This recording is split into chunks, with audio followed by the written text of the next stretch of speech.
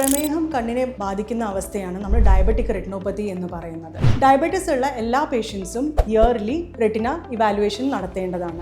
Diabetic retinopathy ബാധിച്ച് ഒരു പരിധിക്ക് കൂടുതലായാൽ അല്ലെങ്കിൽ പ്രോളിഫറേറ്റീവ് ഡയബറ്റിക് റെറ്റിനോപ്പതി വന്നാൽ മാത്രമേ നമുക്ക് ചികിത്സ ആവശ്യമുള്ളൂ. അതിന്റെ ഇനീഷ്യൽ ചികിത്സ എന്ന് പറഞ്ഞാൽ പാൻ റെറ്റിനൽ ഫോട്ടോ കോആഗുലേഷൻ എന്ന് പറഞ്ഞിട്ടുള്ള ലേസറാണ്. പാൻ റെറ്റിനൽ ഫോട്ടോ കോആഗുലേഷൻ നമ്മൾ 3 സിറ്റിംഗ് ആയിട്ടാണ് ചെയ്യുന്നത്. കൃഷ്ണമണി വികസിപ്പിച്ച് നമ്മൾ 3 ഭാഗങ്ങളായിട്ടാണ് ഈ ലേസർ ചെയ്യുന്നത്. ലേസർ നമ്മളെ കാഴ്ചയെ ബാധിക്കുന്നതല്ല. അത് പെരിഫറിയിലാണ്, അല്ലെങ്കിൽ ഞരമ്പിന്റെ നടുഭാഗം ഒഴിവാക്കി ബാക്കിയുള്ള ഭാഗങ്ങളിലാണ് നമ്മൾ ഈ ലേസർ കൊടുക്കുന്നത്. ഈ ലേസർ കൊടുത്ത് നമ്മൾ എബ്നോർമൽ ആയിട്ടുള്ള വെസൽസിനെ ചുരുക്കി കളയുക, അല്ലെങ്കിൽ കണ്ണിന്റെ സെന്ററിലേക്കുള്ള ബ്ലഡ് ഫ്ലോ കൂട്ടിക്കൊണ്ടുവരിക എന്നുള്ളതാണ് നമ്മൾ ഉദ്ദേശിക്കുന്നത്. ഈ പാൻ റെറ്റിനൽ ഫോട്ടോ കോആഗുലേഷൻ ചെയ്തു കഴിഞ്ഞാൽ പ്രത്യേകിച്ച് റെസ്റ്റോ കാര്യങ്ങളോ ഒന്നും ആവശ്യമില്ല.